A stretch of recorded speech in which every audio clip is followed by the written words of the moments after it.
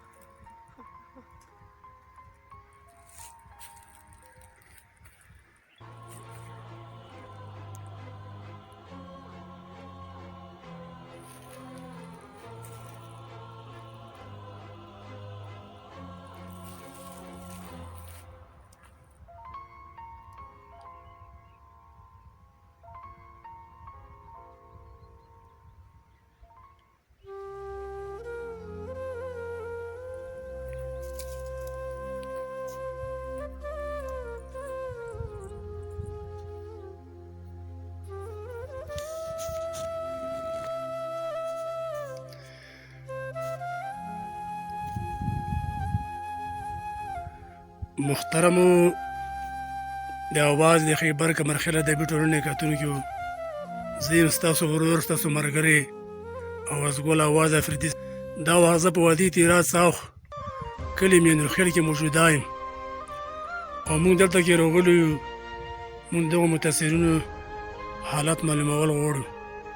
چې دغه دا کوم څه ملو شوي دي دغه نه موږ تصویرات اورو ته به د موږ سره ان شاء الله خپل مشکلات شریکایي نو موږ سره فی الحال دلته کې چې کوم دی د خیمو کې یو کس نه موجوده دی نو ان شاء الله چې هغه موږ ته پوښتنه کوو چې کوم څه په دغه پورې تېرېږي او تېر شوي دي موږ سره خپل تصویرات شریکایي نو زموږ سره دا کس موجوده دی د خیمې مخې ته دغه نه تپوسونه کوي ورته السلام علیکم ورحمت الله وبرکاته وایم د سلام نه پس دا پوښتنه کول نه غواړم چې تاسو د خیمه مو دی وکتل د طرف ته بیا ورته کیمرا ته ووم چې ناظرین یې وګوري دغه باندې د پوسه پرده نشته دی او لوندې خولینو دا څه وجه ده چې دا بره پرده به باندې نشته دی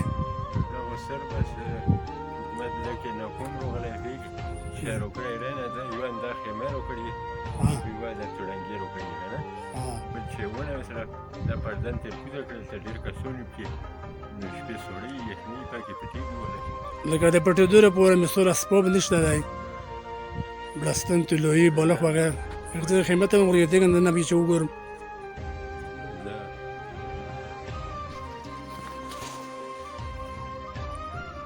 خانو دا دننه د خیمې چې کوم اندروني سوداغه ده چې دا کس نه موږ تپوس وکړو دغه وایي چې موږ سره د اسبابو کمباین اسباب بالکل شته نه او دا وګورو ناظرینو دغه سامان دی دا یې په ځمکه باندې هر څه پروته دي نه کاټ نه بستره نه تکیه شته نه د پټېدو دپاره څه سامان شته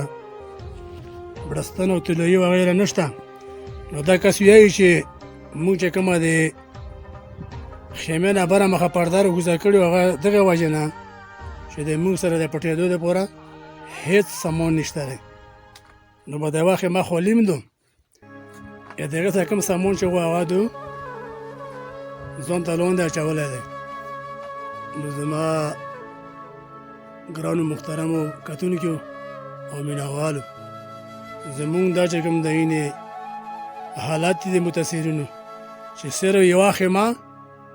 ورسره چې کوم د دوړ یو توړنګی 10 کیلو او همدارنګې ورسره بیا یو 15 کیلو چاول یا وریجې ملو شوي دي او لږ غونډه کې دال دي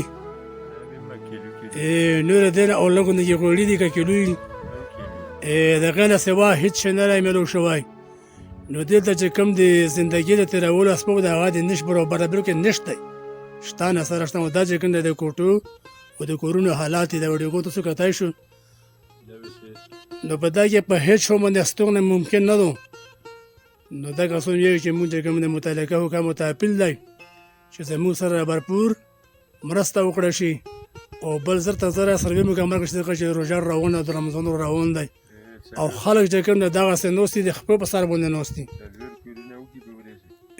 نو په سروې کې سستي دو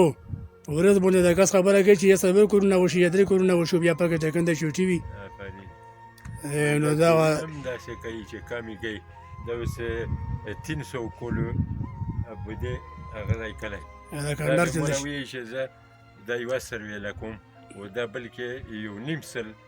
میل کسونو ایسارو په دا کلي کې بالکل دا څنګه مولا یوه سروې پې کوي چې دا 1.5 کسون نه پرې کلی دی دا یو و 300 کوله بیا دغه عمر وي تېرې زمونو کلی و نو بس دا په کورو چې د چتونو حساب وکړل شي یا خو چې کوم د شناختي په سر باندې سروې وشي خابې وي او که بیا شناختي په سر نه وي د خیمې په سر دا وشي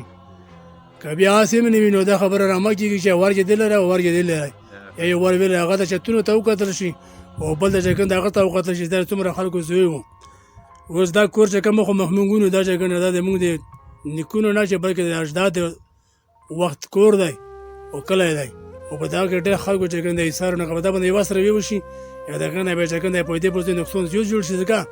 چې بیا خلک سره لانجه کوي چې دا کې د مو ایثارو او په دا کې د مو ایثارو نو مهرباني وشي چې د سروې د په شناختي باندې وکړل شي چې لانجه ختم شي نور انشاءالله موږ چې د بارو بیا نور ویډیو کوو کوو تر اوسه پرې دومره باشه کنده بس والسلام علیکم ورحمت الله وبرکاته یا تاسو د توجه نه ډېره ډېره مننه